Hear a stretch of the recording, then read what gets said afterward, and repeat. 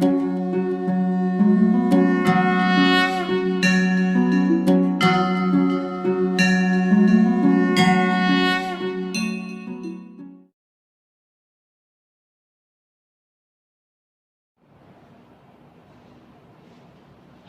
Good morning friends. Last લેક્ચરમાં આપણે પરમાણુય ત્રિજ્યા અને આયનીય ત્રિજ્યા વિશે વાત કરી હતી.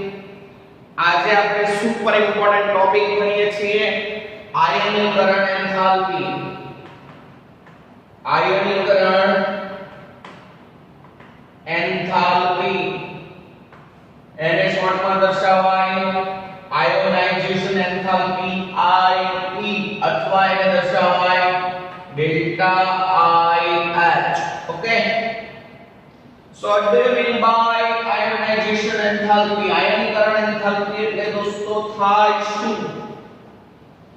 કોઈ પણ વાયુરૂપ તટસ્થ પરમાણુ હોય, શબ્દ ઉપર ભાર મૂકું છું, વાયુરૂપ તટસ્થ પરમાણુ, એને સોલિડ નહીં, એને ગેસ, વાયુરૂપ તટસ્થ પરમાણુમાંથી એક મોલ ઇલેક્ટ્રોન દૂર કરવા, એક મોલ ઇલેક્ટ્રોન દૂર કરવા માટે આપવી પડતી ઉર્જા. પરમાણુમાંથી દોસ્તો ઇલેક્ટ્રોન દૂર કરવો હોય, દૂર, તો એમ નામ કે ઓટોમેટિક દૂર ના થઈ જાય. પરમાણુમાંથી ઇલેક્ટ્રોન દૂર કરવા માટે શક્તિ આપવી પડે, ઉર્જા આપવી પડે. ઈ જે ઉર્જા આપવી પડે એને કહેવાય આયનીકરણ એન્થાલ્પી. તો દોસ્તો વાયુરૂપ તટસ્થ પરમાણુમાંથી એક મોલ ઇલેક્ટ્રોન દૂર કરવા માટે આપવી પડતી જરૂરી ઊર્જાના જથ્થાને તેની આયનીકરણ એન્થાલ્પી કહે છે. દોસ્તો વાયુરૂપ તટસ્થ પરમાણુમાંથી ઇલેક્ટ્રોન દૂર કરવો એ પ્રક્રિયાને આયનીકરણ કહેવાય, અને આ દરમિયાન જે ઊર્જા જોઈએ એને કહેવાય આયનીકરણ એન્થાલ્પી. દોસ્તો પરમાણુમાંથી ઇલેક્ટ્રોન દૂર કરવા માટે ઊર્જા આપવી જ પડે, એટલે આયનીકરણ એન્થાલ્પી, આયનીકરણની જે પ્રક્રિયા છે, આયનીકરણ એન્થાલ્પી ઉષ્મા શોષક છે, એટલે આપણે એમ કહીશું કે આયનીકરણ પ્રક્રિયા ઉષ્મા શોષક પ્રક્રિયા છે. આથી આયનીકરણ એન્થાલ્પીનું મૂલ્ય હંમેશા ધન હોય. આયનની તમને બધાને ખબર છે કે જે પ્રક્રિયા દરમિયાન ઊર્જા આપવી પડે એને ઉષ્મા શોષક પ્રક્રિયા કહેવાય, અને આ દરમિયાન એન્થાલ્પી ફેરફાર હંમેશા પ્લસ હોય. એટલે આયનીકરણ એન્થાલ્પીનું મૂલ્ય હંમેશા કેવું હોય છે? ધન હોય છે. Simply is the best કે વાયુરૂપ તટસ્થ પરમાણુમાંથી પહેલો ઇલેક્ટ્રોન દૂર કરવા માટે જે ઊર્જા આપવી પડે એને કહેવાય પ્રથમ આયનીકરણ એન્થાલ્પી. એક ઇલેક્ટ્રોન દૂર કરી દીધો ને જે સ્પીસીઝ મળી એમાંથી પાછો બીજો ઇલેક્ટ્રોન દૂર કરવો હોય ત્યારે જે ઊર્જા આપવી પડે એને કહેવાય દ્વિતીય આયનીકરણ એન્થાલ્પી. બીજો ઇલેક્ટ્રોન દૂર કરવાને જે સ્પીસીઝ મળી એમાંથી ત્રીજો ઇલેક્ટ્રોન દૂર કરવો હોય તો એને કહેવાય તૃતીય આયનીકરણ એન્થાલ્પી. ચોથો દૂર કરવો તો ચતુર્થ આયનીકરણ એન્થાલ્પી. પાંચમો દૂર કરવો તો પાંચમી આયનીકરણ એન્થાલ્પી. ખબર પડે છે? ખબર પડે છે દોસ્તો? આયનીકરણ એન્થાલ્પીનો એકમ થાય કિલોજૂલ પ્રતિ મોલ, મીન્સ ઊર્જાનો એકમ પ્રતિ મોલ, પ્રતિ મોલ માં થાય. એટલે આયનીકરણ એન્થાલ્પી નું મૂલ્ય કિલોજૂલ પ્રતિ મોલ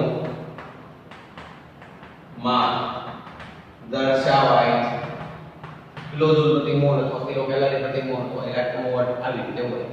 ઓકે, ચાલો વાત કરી પ્રમાણે વાયુરૂપ તટસ્થ પરમાણુમાંથી પ્રથમ ઇલેક્ટ્રોન વાયુ તટસ્થ પરમાણુમાંથી પ્રથમ ઇલેક્ટ્રોન દૂર કરવા માટે આપવી પડતી ઊર્જાને તેની પ્રથમ આયનીકરણ એન્થાલ્પી કહે છે, જેને IP1 વડે દર્શાવાય અથવા ડેલ્ટા H1. ઓકે, જો વાયુ તટસ્થ પરમાણુમાંથી પહેલો ઇલેક્ટ્રોન દૂર થઈ જાય જે સ્પીસીઝ મળે અને બીજો ઇલેક્ટ્રોન દૂર થાય તો તે દરમિયાન જે ઊર્જાની જરૂર પડે એને દ્વિતીય આયનીકરણ થાય. વાયુ તટસ્થ પરમાણુમાંથી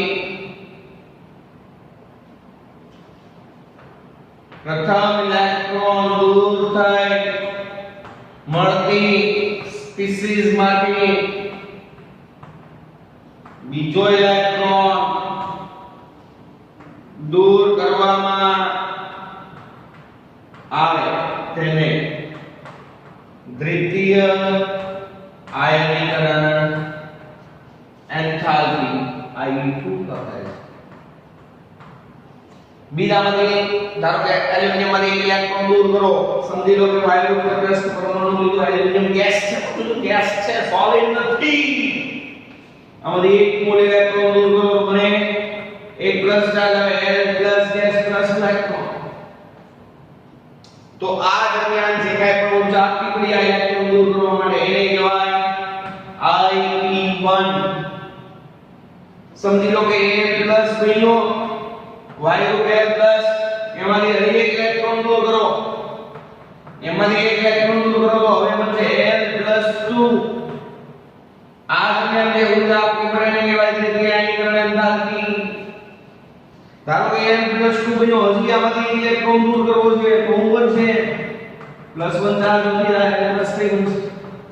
આને કહેવાય તૃતીય આયનીકરણ એન્થાલ્પી. ખબર પડી? તો દોસ્તો એલ્યુમિનિયમમાંથી પહેલો ઇલેક્ટ્રોન દૂર કરો ત્યારે જે ઊર્જા આપવી પડે એને આપણે કીધું I1. એલ્યુમિનિયમમાંથી બીજો ઇલેક્ટ્રોન દૂર કરો ત્યારે જે ઊર્જા આપવી પડે એને કહેવાય I2. અને ત્રીજો ઇલેક્ટ્રોન દૂર કરો ત્યારે જે ઊર્જા આપવી પડે એને કહેવાય I3. દોસ્તો કોઈ એક જ પરમાણુની પ્રથમ આયનીકરણ એન્થાલ્પીના મૂલ્ય કરતા દ્વિતીય આયનીકરણ એન્થાલ્પી અને તૃતીય આયનીકરણ એન્થાલ્પીના મૂલ્ય કરતા તૃતીય આયનીકરણ એન્થાલ્પી અને ક્રમશઃ આયનીકરણ એન્થાલ્પીનું મૂલ્ય હંમેશા વધુ હોય છે. તમારે એલ્યુમિનિયમમાંથી પહેલો ઇલેક્ટ્રોન દૂર કરો ત્યારે ધારો કે 500 કિલોની ઊર્જા આપવી પડે છે તો Al+ બની ગયો, એમાંથી બીજો ઇલેક્ટ્રોન દૂર કરો ત્યારે હંમેશા 500 કરતા વધારે આપવી પડે. સપોઝ પહેલાને 500 પર આપવી પડી હોય તો બીજાને એની કરતા વધુ આપવી પડે. What is the reason behind that? Simple is the best. પહેલા એલ્યુમિનિયમનો પરમાણુમાં 13 પ્રોટોન હતા અને 13 ઇલેક્ટ્રોન હતા. હવે 13 પ્રોટોન અને 13 ઇલેક્ટ્રોનનું જે આકર્ષણ હશે ત્યારે એમાંથી એક ઇલેક્ટ્રોન દૂર કરવો ત્યારે ધારો કે x કિલોની ઊર્જા આપવી પડી, અથવા 500 કિલોની ઊર્જા આપવી પડી. હવે જ્યારે Al+ બન્યો ત્યારે 13 પ્રોટોન અને 12 ઇલેક્ટ્રોન છે. લોજિક ચલાવો, લોજિક. પેલા 13 પ્રોટોન 13 ઇલેક્ટ્રોન હતા, હવે 13 પ્રોટોન 12 ઇલેક્ટ્રોન છે. અસરકારક કેન્દ્રીય ધનભાર વધશે, 12 ઇલેક્ટ્રોનનું કેન્દ્ર કેન્દ્રનું આકર્ષણ વધશે 13 કરતા. એટલે હવે આ 12 માંથી પાછો એક ઇલેક્ટ્રોન દૂર કરવો હશે તો પહેલા કરતા વધુ ઊર્જા આપવી પડશે. ખબર પડી? એટલે આ L માંથી ઇલેક્ટ્રોન દૂર કરવો હોય ત્યારે જે ઊર્જા આપવી પડે એ કરતા L+ માંથી ઇલેક્ટ્રોન દૂર કરવા માટે વધુ ઊર્જા આપવી પડે. અને વાઇસ L+2 માં તો એમાં 13 પ્રોટોન છે અને ઇલેક્ટ્રોન 11 છે. અસરકારક કેન્દ્રીય ધનની જે બાર આ બે કરતા વધુ છે. તો હવે આમાં છેલ્લી કક્ષામાં જે ઇલેક્ટ્રોન હોય એને દૂર કરવા માટે વધુ ઊર્જા આપવી પડે કારણ કે એનું આકર્ષણ કેન્દ્ર વધારે પડે. દોસ્તો યાદ રાખજો, અહીંયા જે ઇલેક્ટ્રોન દૂર થાય હંમેશા છેલ્લી કક્ષાનો ઇલેક્ટ્રોન જ દૂર થાય. કોઈ પણ પરમાણુમાંથી જે ઇલેક્ટ્રોન દૂર કરવાની વાત આવે હંમેશા સૌથી બહારની કક્ષાનો ઇલેક્ટ્રોન જ દૂર થાય. કારણ કે ઈ ઇલેક્ટ્રોન કેન્દ્ર પ્રત્યેનું આકર્ષણ કેવું હોય, ઓછું હોય. અંદરની કક્ષાના ઇલેક્ટ્રોન કેન્દ્ર પ્રત્યે વધુ ખેંચાયેલા હોય, બહારનો હોય ઓછો ખેંચાયેલો, તો સરળતાથી દૂર કોણ થાય? બહારનો. પડે છે? તો દોસ્તો જનરલ વાત, વાયુ તટસ્થ પરમાણુમાંથી એક મૂળ ઇલેક્ટ્રોન દૂર કરવા માટે આપવી પડતી ઊર્જાને કહેવાય તેની આયનીકરણ એન્થાલ્પી. આયનીકરણ પ્રક્રિયા દરમિયાન હંમેશા ઊર્જા આપવી જ પડે, તે ઉષ્માશોષક પ્રક્રિયા છે. આયનીકરણ એન્થાલ્પીનું મૂલ્ય હંમેશા ધન હોય. આયનીકરણ એન્થાલ્પીનું મૂલ્ય કિલોજૂલ પ્રતિ મોલમાં લેવાય. વાયુ તટસ્થ પરમાણુમાંથી પ્રથમ ઇલેક્ટ્રોન દૂર કરવા માટે જે ઊર્જા આપવી પડે એને કહેવાય પ્રથમ આયનીકરણ એન્થાલ્પી. પ્રથમ ઇલેક્ટ્રોન દૂર થઈ જાય સ્પેસિસ મળે, એમાંથી બીજો ઇલેક્ટ્રોન દૂર કરવા માટે જે ઊર્જા આપવી પડે એને દ્વિતીય આયનીકરણ એન્થાલ્પી. એ જે સ્પેસિસ મળે એમાંથી ત્રીજો ઇલેક્ટ્રોન દૂર કરવા માટે આપવી પડતી ઊર્જાને કહેવાય તૃતીય આયનીકરણ એન્થાલ્પી. કોઈ એક જ ઘટકની પ્રથમ આયનીકરણ એન્થાલ્પી, દ્વિતીય આયનીકરણ એન્થાલ્પી અને તૃતીય આયનીકરણ એન્થાલ્પીનો ક્રમ હંમેશા પ્રથમથી તૃતીય તરફ જાવ એમ નથી. કારણ શું? કારણ આપો. એલ્યુમિનિયમની પ્રથમ આયનીકરણ એન્થાલ્પી કરતા દ્વિતીય અને દ્વિતીય આયનીકરણ એન્થાલ્પી કરતા તૃતીય આયનીકરણ એન્થાલ્પીનું મૂલ્ય વધારે હોય છે. કારણ આપો. તો લખવાનું કે એલ્યુમિનિયમમાંથી પ્રથમ ઇલેક્ટ્રોન દૂર કરવામાં આવે તે દરમિયાન તેમાં 13 પ્રોટોન અને 13 ઇલેક્ટ્રોન હાજર હોય છે. આથી બાહ્ય કક્ષાના ઇલેક્ટ્રોનનું કેન્દ્ર પ્રત્યેનું આકર્ષણ ઓછું હોય છે, આથી પ્રથમ ઇલેક્ટ્રોન સરળતાથી દૂર થાય છે. તો 0 પહેલો ઇલેક્ટ્રોન દૂર કરો એટલે કેન્દ્રીય ધનભાગમાં બેમાં કેન્દ્રીય પ્રોટોન હતા, પણ ઇલેક્ટ્રોન બીજામાં ઘટી ગયો, બહાર થઈ ગયા, એટલે અસરકારક કેન્દ્રીય ધનભાગ વધ્યો કહેવાય. કેવો? અસરકારક કેન્દ્રીય ધનભાગ L+ માં વધી ગયો. આથી હવે બાહ્ય કક્ષાના ઇલેક્ટ્રોનનું કેન્દ્ર પ્રત્યેનું આકર્ષણ પહેલા કરતાં વધુ પ્રબળ બને. આથી બીજો ઇલેક્ટ્રોન દૂર કરવા માટે પહેલા કરતાં વધારે ઊર્જા આપવી પડે. હવે બીજો ઇલેક્ટ્રોન દૂર કર્યો તો પાછો અસરકારક ધનભાર વધ્યો. તો હવે તો બહારની કક્ષાના ઇલેક્ટ્રોન કેન્દ્ર પ્રત્યેનું આકર્ષણ ઉલટાનું વધી ગયું. હવે ત્રીજો ઇલેક્ટ્રોન દૂર કરવા માટે એના કરતાં પણ વધુ ઊર્જા આપવી પડે. એની પ્રોબ્લેમ એટલી બધાને ખબર પડી. હવે આપણે વાત કરીએ છીએ આયનીકરણ એન્થાલ્પીનું આવર્તી વલણ. આવર્તી વલણનો મતલબ એક જ સમૂહમાં ઉપરથી નીચે જાઓ તો આયનીકરણ એન્થાલ્પીના મૂલ્યમાં શું ફેરફાર થાય, અને એક જ આવર્તમાં ડાબેથી જમણી બાજુ જાઓ તો આયનીકરણ એન્થાલ્પીના મૂલ્યમાં શું ફેરફાર થાય, એની ચર્ચા આપણે કરશું. દોસ્તો આયનીકરણ એન્થાલ્પી છે એ મુખ્ય બે પરિબળો પર આધાર રાખે છે. કેટલા? બે. એક અસરકારક કેન્દ્રીય વીજભાર અને બીજું ઇલેક્ટ્રોન વચ્ચેનું આકર્ષણ. અંદરની કક્ષાના ઇલેક્ટ્રોનનું બહારની કક્ષાના ઇલેક્ટ્રોન વચ્ચે શું થાય? ઇલેક્ટ્રોન વચ્ચે આકર્ષણ.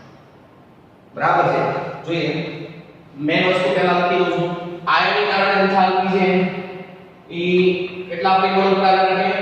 દોસ્તો કાંઈ મને કોઈનો વસ્તુ આપેલી હોય પ્રથમ દ્વિતીય તૃતીય આયનીકરણ એન્થાલ્પી તો તમારે હંમેશા પ્રથમ આયનીકરણ એન્થાલ્પી સમજવાની. ઓકે, ચાલો. આયનીકરણ એન્થાલ્પી છે મુખ્યત્વે કેટલી બાબતો પર આધાર રાખે? બે. એક શું? અસરકારક કેન્દ્રીય ધન વીજભાર, ઝેડ ઇફેક્ટિવ કહેવાય ને. અસરકારક કેન્દ્રીય ધન વીજભાર, અસરકારક કેન્દ્રીય ધન વીજભાર, હજી અસરકારક કેન્દ્રીય ધન વીજભાર, અસરકારક કેન્દ્રીય ધન વીજભાર. અને ત્યારબાદ બીજું ઇલેક્ટ્રોન અપાકર્ષણ. ઇલેક્ટ્રોન અપાકર્ષણ, ઇલેક્ટ્રોન અપાકર્ષણ. તો દોસ્તો આયનીકરણ એન્થાલ્પી છે એ મુખ્યત્વે બે બાબતો પર આધાર રાખે છે: અસરકારક કેન્દ્રીય ધન વીજભાર અને ઇલેક્ટ્રોન અપાકર્ષણ.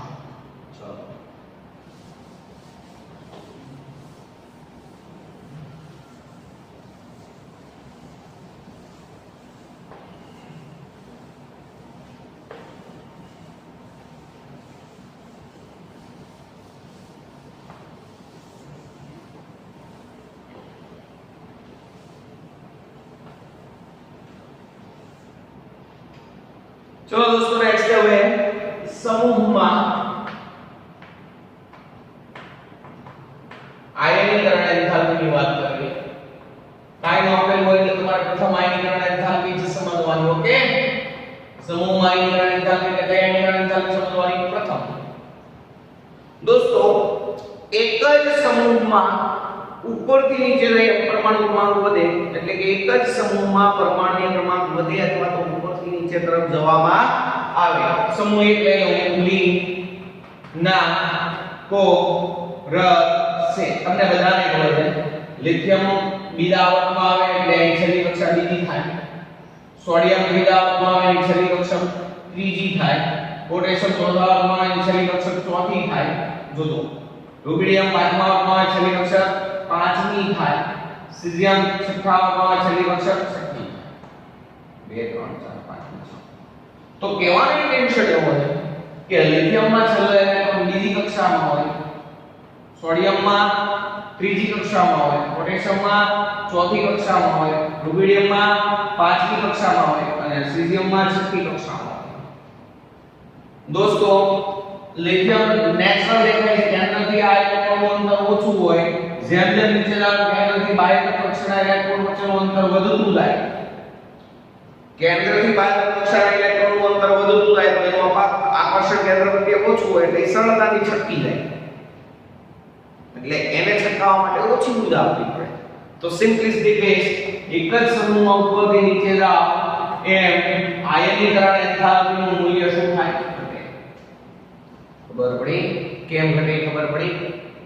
કારણ કે દોસ્તો સમૂહમાં ઉપરથી નીચે જાવ એમાં બાહ્ય કક્ષાના ઇલેક્ટ્રોનનું અંદરની કક્ષાના ઇલેક્ટ્રોન દ્વારા આકર્ષણ વધતું જાય. અહીંયા બે કક્ષા છે, અંદરની કક્ષાના ઇલેક્ટ્રોન વધુ દૂર ધકે છે, ત્રણ કક્ષાના ઇલેક્ટ્રોન અહીંયા વધુ દૂર ધકે. ખબર પડે? અહીંયા એમાં ચાર હોય અને વધુ દૂર ધકે, અહીંયા પાંચ કક્ષાના ઇલેક્ટ્રોન અંદર ભરાયેલા હોય અને વધુ દૂર ધકે છે. એટલે સમૂહમાં ઉપરથી નીચે જાવ ને એમ અંદરની કક્ષાના ઇલેક્ટ્રોન દ્વારા બહારની કક્ષાના ઇલેક્ટ્રોન પર આકર્ષણ વધતું જાય. એટલે આપણે એમ કહી શકીએ કે બાહ્યતમ કક્ષાના ઇલેક્ટ્રોન, બાહ્યતમ કક્ષાને સંયોજકતા કક્ષા પણ કહેવાય.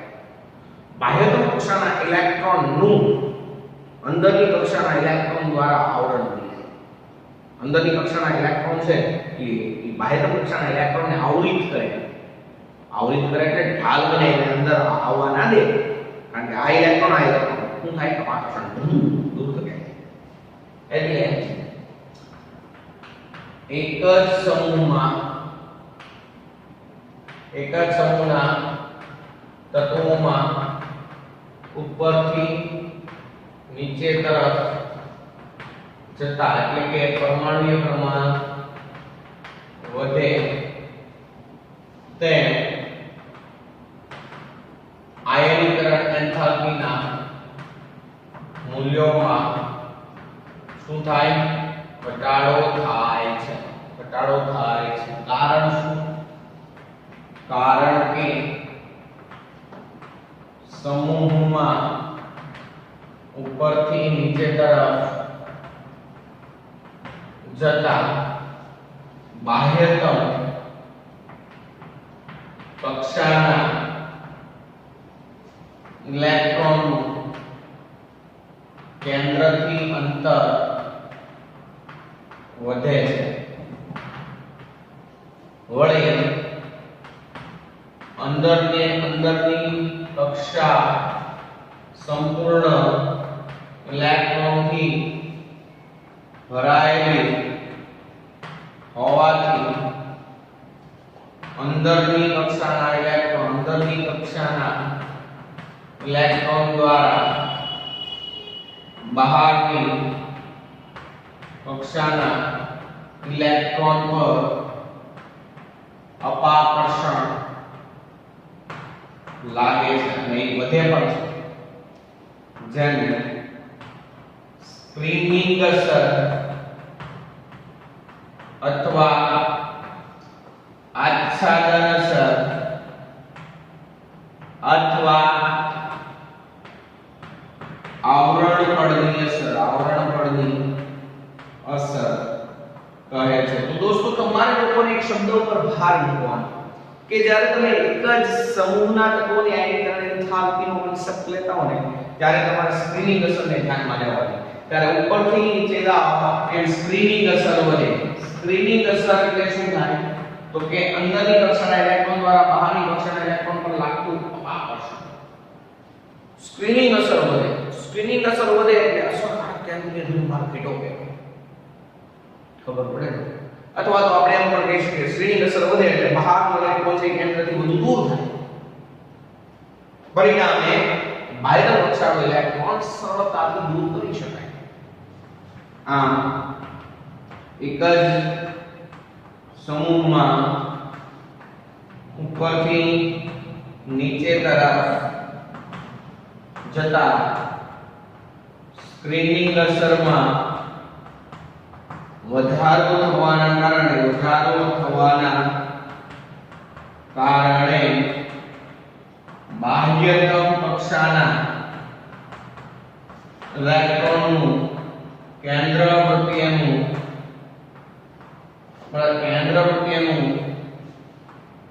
આકર્ષણ ઘટે છે. પરિણામે કેન્દ્ર પ્રત્યેનું આકર્ષણ ઘટે છે. પરિણામે તે ઇલેક્ટ્રોન દૂર કરવા માટે ઓછી ઊર્જાની જરૂર પડે છે. તો short and simple lithium sodium potassium rubidium અને સીઝિયમમાં સૌથી વધુ આયનીકરણ એન્થાલ્પી કોની? લિથિયમની. નીચે જાઓ આયનીકરણ એન્થાલ્પી ઘટે, સીઝિયમની સૌથી ઓછી. એટલે તમને સમૂહ 1 ના તત્વો માટેનો આલેખ દોરવાનો કે પરમાણ્વીય ક્રમાંક વિરુદ્ધ આયોનાઇઝેશન એન્થાલ્પી, બરાબર? તો કઈ રીતે લખાય જુઓ લો. તમને સમૂહ 1 ના તત્વોનો આલેખ દોરવાનો કે તો આવી રીતે દોરાય. સમૂહ 1 ના તત્વો માટે અહીંયા લખું છું પરમાણ્વીય ક્રમાંક Z, પરમાણ્વીય ક્રમાંક Z, અને અહીંયા લખું છું પ્રથમ આયનીકરણ એન્થાલ્પી. ઓકે, ચલો. લિથિયમનો પરમાણુ ક્રમાંક ઓછો હોય, જેમ નીચે જાઓ તેમ પરમાણુ ક્રમાંક વધતો જાય. ચાલો, તો લિથિયમની આયનીકરણ એન્થાલ્પી સૌથી વધારે એટલે એમ આયનીકરણ એન્થાલ્પી ઊંચી હોય. પછી સોડિયમ તરફ જાઓ, સોડિયમની આયનીકરણ એન્થાલ્પી લિથિયમ કરતા ઓછી હોય. સોડિયમનો પરમાણુ ક્રમાંક વધારે હોય એટલે જમણી બાજુ આવે. પોટેશિયમની આયનીકરણ એન્થાલ્પી એના કરતા પણ ઓછી હોય. રૂબિડિયમની આયનીકરણ એન્થાલ્પી એના કરતા પણ ઓછી હોય. અને સીઝિયમની આયનીકરણ એન્થાલ્પી એના કરતા પણ ઓછી હોય. તો આ પ્રકારનો આલેખ તમારો પસંદ કરવાનો. થોડું ડેવિએશન હોય, બરાબર? થોડું આ પોટેશિયમ છે એને આવી રીતે બતાવ્યો પોટેશિયમ, પછી સીઝિયમ ને આવી રીતે બતાવ્યો સીઝિયમ અને આ રીતનો આલેખ. સિમ્પલી ધ બેસ્ટ કે ઉપરથી નીચે જાઓ એમ સામાન્ય રીતે કેટલીક વખત પી વિભાગના તત્વોમાં અપવાદ આવશે. અત્યારે એસ વિભાગના તત્વોમાં આપણે કોનામાં અપવાદ ભણશું નહીં, આવતા પણ નથી. પી વિભાગના તત્વોમાં જ્યારે આવશે ત્યારે હું તમને હાર્ડ લેવલનું શીખવાડતો રહીશ. અત્યારે તો સિમ્પલી ધ બેસ્ટ લિથિયમથી સીઝિયમ તરફ જાઓ, આયનીકરણ એન્થાલ્પીમાં ઘટાડો થાય. કેમ થાય? તો કે ભાઈ ઉપરથી નીચે જાઓ કે બાહ્યતમ કક્ષાના બાહ્યતમ કક્ષાના ઇલેક્ટ્રોન છે એ કેન્દ્રથી વધુ દૂર હોય, કારણ કે નવી અંદર કક્ષા ઉમેરાતી જાય. આ અંદરની કક્ષાના ઇલેક્ટ્રોન બહારની કક્ષાના ઇલેક્ટ્રોનને દૂર ધકેલે, એને કહેવાય સ્ક્રીનિંગ અસર વધતી રહે. એટલે ઓલો બહારનો ઇલેક્ટ્રોન દૂર જાય તો કેન્દ્ર પ્રત્યેનું આકર્ષણ ઓછું હોય એટલે એ સરળતાથી દૂર થાય, એટલે ઓછી ઊર્જા આપવી પડે. તો આ વાત છે કરી આપણે એક જ સમૂહમાં આયનીકરણ એન્થાલ્પી. ઓકે, ચાલો હવે આપણે વાત કરીએ છીએ એક જ આવર્તના તત્વોમાં આયનીકરણ એન્થાલ્પીનો ક્રમ. જોઈએ તો આવર્તમાં આયનીકરણ એન્થાલ્પીનો ક્રમ જોઈએ. આવર્તમાં આયનીકરણ એન્થાલ્પી. દોસ્તો આવર્તમાં આયનીકરણ એન્થાલ્પી માટે હું ઉદાહરણ તરીકે બીજો આવર્ત લઉં. લી, બે, બો, કા, ના, ઓ, ની. તમને બધાને ખબર છે જનરલી આવર્તમાં ડાબેથી જમણી બાજુ જોઈએ એમ પરમાણુય ક્રમાંક વધે, Z વધે. ઓકે, પરમાણુય ક્રમાંક વધારાના સાથે સાથે શું થાય કે નવા ઉમેરાતા ઇલેક્ટ્રોન એક જ કક્ષામાં ઉમેરાય. જ્યારે કેન્દ્રમાં પ્રોટોનની સંખ્યા વધતી જાય, કેન્દ્રમાં પ્રોટોનની સંખ્યા વધતી જાય ત્યારે નવો ઇલેક્ટ્રોન એક કક્ષામાં ઉમેરાય. જ્યારે સમૂહમાં તો નવી કક્ષામાં ઉમેરાય. આમાં એકની એક જ કક્ષામાં ઉમેરાય એટલે કેન્દ્રમાં પ્રોટોનની સંખ્યા વધે એની કક્ષા તો વધુ નજીક જાય.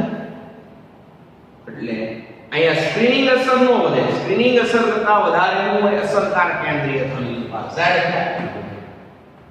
બરાબર છે, Z થાય.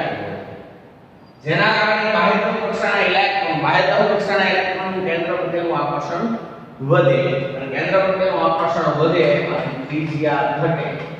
ત્રિજ્યા શું થાય ઘટે, અને ત્રિજ્યા ઘટે તો બહારની કક્ષાનો ઇલેક્ટ્રોન કેન્દ્રની વધુ નજીક આવે, કેન્દ્રની વધુ નજીક હોય તો આ પછડાયેલો કહેવાય, દૂર કરવા માટે વધુ ઉર્જા આપવી પડે. એટલે આયનીકરણ એન્થાલ્પી જનરલી શું થાય વધે, અહીંયા અપવાદ આવ્યો, જુદો બધું અપવાદ આવે છે પણ આ વધે ખરા સામાન્ય રીતે. કન્સેપ્ટ ને તમને સમજાય કે લખવાનું કેવી ખબર પડી, લખવાનું આવી દેતો આવી દે. એક જ આવર્તમાં ડાબેથી જમણી તરફ જતા, ડાબેથી જમણી તરફ એટલે લીથિયમથી નિયોન તરફ જતા શું થાય, એટલે કે પરમાણુય ક્રમાંક વધે તેમ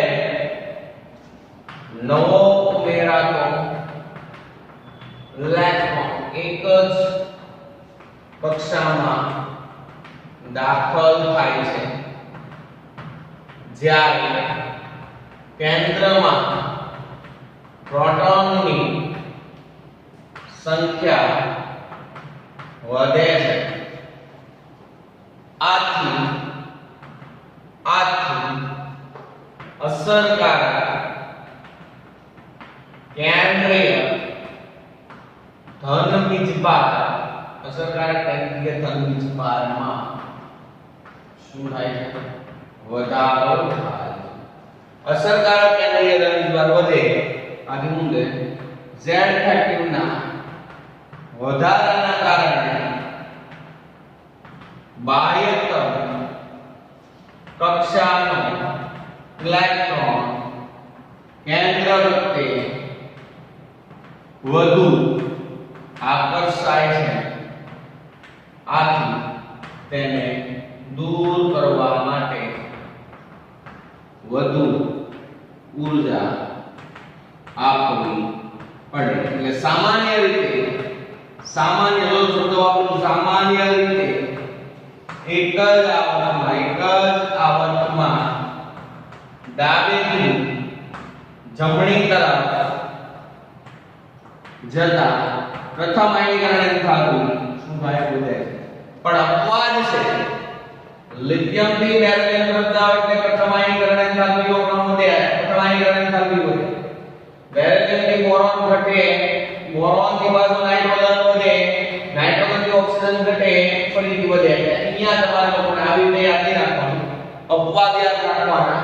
બોરોન અને ઓક્સિજન ઇલેક્ટ્રોન રચના ઉપર આધારિત છે, બરાબર. એટલે અહીંયા જો આલેખ તમારે યાદ રાખી દેવાનો ખાસ, બરાબર.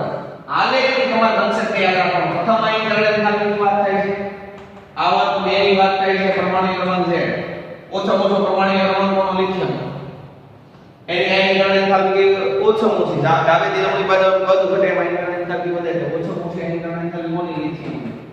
લિથિયમ થી બેરિલિયમ તરફ આયનીકરણ એન્થાલ્પી વધે. પછી બોરોન ની એનર્જી થોડી ઓછી, બોરોન ની ઓછી પણ લિથિયમ કરતા વધારે, યાદ રાખજો. આને મગજમાં મસ્ત ફીટ કરી દેજો. આના આધારે આપણે બહુ બધા કન્સેપ્ટ ભણવાના. બેરિલિયમ કરતા બોરોન ની પ્રથમ આયનીકરણ એન્થાલ્પી થોડી ઓછી, પછી કાર્બન ની આ બધા કરતા વધારે, નાઇટ્રોજન ની બધા કરતા વધારે, પછી ઓક્સિજન ની નાઇટ્રોજન કરતા ઓછી પણ કાર્બન કરતા વધારે. ઓકે, ઓક્સિજન ની નાઇટ્રોજન કરતા ઓછી, આ બધા કરતા વધારે. પછી ફ્લોરિન ની બધા કરતા વધારે, અને નિયોન ની સૌથી વધારે. બરાબર છે, ખબર પડી. આલેખ યાદ એટલે કહેવાનો મતલબ એવો છે, પ્રથમ આયનીકરણ એન્થાલ્પીનો ક્રમ તમે બીજા આવર્તમાં જો આવર્ત નંબર 2 માટે તો આવો લખાય. ઓછામાં ઓછી કોની, લિથિયમ. લિથિયમ કરતા વધુ કોની, બોરોન. બોરોન કરતા વધુ કોની, બેરિલિયમ. બેરિલિયમ કરતા વધુ કોની, કાર્બન. કાર્બન કરતા વધુ નાઇટ્રોજન ની તો હોય, પણ એ કરતા વધુ ઓક્સિજન ની, ઓક્સિજન કરતા વધુ નાઇટ્રોજન, નાઇટ્રોજન કરતા વધુ ફ્લોરિન, ફ્લોરિન કરતા વધુ નિયોન. આ ક્રમ આવે. સાહેબ એક જ આવર્તમાં ડાબેથી જમણી બાજુ જાઓ, તમે તો એવું કીધું કે અસરકારક કેન્દ્રીય ધનભાર વધે, કદ ઘટે તો બહારના ઇલેક્ટ્રોનનું કેન્દ્ર વચ્ચેનું આકર્ષણ વધે, તો એને દૂર કરવા માટે વધુ ઊર્જા આપવી પડે. obviously. તો મારા વાલા વિદ્યાર્થી મિત્રો, પ્રશ્ન એ થાય કે બેરિલિયમ કરતા બોરોનની પ્રથમ આયનીકરણ એન્થાલ્પી ઓછી કેમ? કારણ આપણો બે માર્ક પૂછાય. બેરિલિયમ કરતા બોરોનની પ્રથમ આયનીકરણ ઓછી હોય છે. તો દોસ્તો અહીંયા તમારે લોકોને ઇલેક્ટ્રોન રચના પર ભાર મૂકવાનો છે. બેરેલિયમનો પરમાણુ ક્રમાંક 4 છે. પહેલા બે ઇલેક્ટ્રોન 1s માં ભરાય, બીજા બે ઇલેક્ટ્રોન 2s માં ભરાય. તમે લોકો ભણ્યા છો ઇલેક્ટ્રોન રચના, નો આવડતી હોય તો ચેપ્ટર નંબર 2 માં કમ્પ્લીટ આવશે. અત્યારે થોડી કેવી જરૂર છે તો એટલું થોડુંક યાદ રાખવાની કોશિશ કરજો દોસ્તો. પછી કમ્પ્લીટ બધી વસ્તુ કેમ બને હું થાય બધી જ ખબર પડશે. અત્યારે યાદ રાખો બેરેલિયમમાં 4 ઇલેક્ટ્રોન હોય તો એ 4 કઈ રીતે ભરાય? પહેલા બે 1s કક્ષકમાં ભરાય અને બીજા બે 2s કક્ષકમાં ભરાય. એટલે ઇલેક્ટ્રોન ના 1s 2s. બોરોનમાં 5 ઇલેક્ટ્રોન હોય તો એમાં 4 ઇલેક્ટ્રોન આ રીતે ભરાય અને 5 ઇલેક્ટ્રોન છે 2p1 2x1 p ની 3 પેટા કક્ષક છે. ત્રણેયમાં પહેલા એક ઇલેક્ટ્રોન ભરાય પણ એક અક્ષર એટલે અહીંયા 2p1 લખું. બરાબર. તો કારણ હું બેરેલિયમની આયનિક એન્થાલ્પી બોરોન કરતા વધુ હોવી જોઈએ. કોની? બોરોનની હોવી જોઈએ. પણ બોરોનની ઓછી છે કારણ શું? તો લખવાનું કે બેરેલિયમમાં અંતિમ ઇલેક્ટ્રોન છેલ્લો ઇલેક્ટ્રોન 2s કક્ષકનો છે, જ્યારે બોરોનનો છેલ્લો ઇલેક્ટ્રોન સંયુક્ત ઇલેક્ટ્રોન 2p કક્ષકનો છે. દોસ્તો એક જ કક્ષાક્રમ હોય, એક જ શક્તિ સ્તર, કક્ષાક્રમ અથવા શક્તિ સ્તર, એક જ શક્તિ સ્તર એટલે બાહ્ય કક્ષા છેલ્લી કક્ષાનો નંબર સરખો હોય, સંયોજકતા કોષ સમાન હોય તો સ્ક્રીનિંગ અસરનો ક્રમ S થી P થી D F તરફ વધે. તો દોસ્તો કહેવાનો ઇલેક્ટ્રોન એવો છે S કક્ષકના ઇલેક્ટ્રોનનું સ્ક્રીનિંગ ઓછું હોય, P કક્ષકના ઇલેક્ટ્રોનનું સ્ક્રીનિંગ એની કમ્પેરિઝનમાં વધારે હોય. સ્ક્રીનિંગ એટલે અપાકર્ષણ. દોસ્તો P કક્ષકના ઇલેક્ટ્રોનનું સ્ક્રીનિંગ વધારે, અપાકર્ષણ વધે તો એ કેન્દ્રથી દૂર જાય તો એને દૂર કરવા માટે ઓછા ઉર્જા આપે. અને આમે દોસ્તો S કક્ષક સમમિતીય ગોળાકાર છે, કેન્દ્રની સાપેક્ષે ગોળાકાર હોય S કક્ષક એટલે એના ઇલેક્ટ્રોનનું કેન્દ્ર પ્રત્યે બધી બાજુથી આકર્ષણ સરખું હોય. તો કહેવાનો ઇન્ટેન્શન એવો છે કે બેરેલિયમ અને બોરોન, બેરેલિયમ પછી બોરોન આવે તો બોરોનની આયનીકરણ એન્થાલ્પી ઓછી નહીં વધુ હોવી જોઈએ. પણ કેમ ઓછી હોવી જોઈએ? કારણ કે બેરેલિયમની ઇલેક્ટ્રોન રચના 1s2 2s2 છે, જ્યારે બોરોનની ઇલેક્ટ્રોન રચના 1s2 2s2 2p1 છે. બેરેલિયમનો સંયોજકતા ઇલેક્ટ્રોન 2s છે, 2s કક્ષકનો છે, જ્યારે બોરોનનો સંયોજકતા ઇલેક્ટ્રોન 2p કક્ષકનો છે. 2s કક્ષકના ઇલેક્ટ્રોનનું કેન્દ્ર પ્રત્યે આકર્ષણ વધારે હોય છે, જ્યારે 2p કક્ષકના ઇલેક્ટ્રોનનું કેન્દ્ર પ્રત્યેનું આકર્ષણ ઓછું હોય છે. આથી બોરોનમાં બાહ્ય કક્ષાનો ઇલેક્ટ્રોન સરળતાથી દૂર થાય કમ્પેર ટુ બેરેલિયમ. પૂરું આવડશે લખતા? પાકું આવડવું જોઈએ. બીજું કાર્ય પૂછાય નાઇટ્રોજન કરતા ઓક્સિજન. નાઇટ્રોજન કરતા ઓક્સિજનની પ્રથમ આયનીકરણ એન્થાલ્પીનું મૂલ્ય ઓછું હોય છે. એ રીતે ઇલેક્ટ્રોન રચના પર આધારિત છે. નાઇટ્રોજન કરતા ઓક્સિજનનું મૂલ્ય ઓછું. તો ભાઈ નાઇટ્રોજનની ઇલેક્ટ્રોન રચના છે, નાઇટ્રોજનનો પરમાણુ ક્રમાંક 7, ઓક્સિજનનો 8. તો નાઇટ્રોજનની ઇલેક્ટ્રોન રચના છે 1s2 2s2 પછી 2p3 2p3 માં 2px1 2py1 અને 2pz1 આમ હોય. ઓક્સિજનની ઇલેક્ટ્રોન રચના 1s2 2s2 2px1 2py1 અને 2pz1 હોય અને અહીંયા હવે આનો ઇલેક્ટ્રોન આમાં બનાવ્યો હોય. યાદ રાખજો, થોડું યાદ રાખજો. ચેપ્ટર નંબર 2 ભણશો એટલે બધી જ ઇલેક્ટ્રોનના કમ્પ્લીટલી યાદ થઈ જાય. 1s2 2s2 2p 7 electron 2p3 2p1 2pz કઈડીમાં એક એક હોય. અહીંયા 1s2 2s2 કમ્પ્લીટ. હવે 2p માં 4 ઇલેક્ટ્રોન નાખવાના. તો પહેલા 2px માં એક નાખો, 2py માં એક નાખો, 2pz માં એક નાખો. હજી એક વધ્યો બીજા નાખો 2px માં કેટલા બીજા 2. દોસ્તો ચેપ્ટર નંબર 2 માં તમે ભણશો હુંડનો નિયમ કે આ 2p ની કેટલી પેટા કક્ષક છે? 3. ત્રણેયમાં એક એક ઇલેક્ટ્રોન હોય તો એ અર્ધપૂર્ણ ભરાય છે. કોઈ પણ તત્વની ઇલેક્ટ્રોન રચનામાં કક્ષા અર્ધપૂર્ણ કે સંપૂર્ણ ભરાયેલી હોય તો વિશિષ્ટ પ્રકારની સ્થાયીતા. અર્ધપૂર્ણ કે સંપૂર્ણ ભરાયેલી હોય તો વિશિષ્ટ પ્રકારની સ્થાયીતા ધરાવે. એટલે નાઇટ્રોજનની ઇલેક્ટ્રોન રચના અર્ધપૂર્ણ છે એકદમ કેવી છે? સ્થાયી. એ ભાઈ કોઈ પણ પરમાણુ ઇલેક્ટ્રોન ગુમાવે તો કામ સ્થાયી થવા માટે ઇલેક્ટ્રોન મેળવે હું કામ સ્થાયી થવા માટે. કોઈ પરમાણુ બીજા પરમાણુ સાથે જોડાય હું કામ સ્થાયી થવા માટે. ખબર પડે છે? કોમન સેન્સ નો પ્રશ્ન છે ભાઈ. NaCl આને જોડાય હું કામ? ભાઈ એને ઇલેક્ટ્રોન ગુમાવીને Na+ બને, Cl ઇલેક્ટ્રોન મેળવીને Cl- બને. આવું હું કામ કરે? સ્થાયી થવા માટે. સ્થાયી થવા માટે. નિષ્ક્રિય વાયુ છે સમૂહ અઢાર હિન્ના ઓર્ગેનિકના helium neon argon proton xenon radon ઈ કોઈ દિવસ કોઈ બે ઇલેક્ટ્રોન મેળવે ને કે ગુમાવે ને કેમ? કારણ કે ઓલરેડી સ્થાયી છે, અષ્ટક રચના પૂર્ણ છે. એને ઇલેક્ટ્રોન ગુમાવવાનું કે મેળવવાનું કઈ ઈચ્છા થતી નથી. નો થાય કે સ્થાયી છે. બાકીના તો કોઈ ઇલેક્ટ્રોન ગુમાવે તો મેળવે હું કામ? સ્થાયી થવા માટે. તો દોસ્તો નાઇટ્રોજનની ઇલેક્ટ્રોન રચના અર્ધપૂર્ણ છે, ઓલરેડી સ્થાયી છે. સ્થાયી હોય તમારે ઇલેક્ટ્રોન પરાણે કાઢવો હોય, પરાણે કોઈ પણ વસ્તુ થાય તો એમાં ઊર્જા આપવી પડે. ખબર પડે છે? કોઈ પણ વસ્તુને ધાક ધમકીથી કરાવો તો બળ વધારે કરવું પડે. સરળતાથી ન થાય. પરાણે કોને કહેવાય? માં બળ કરવું પડે.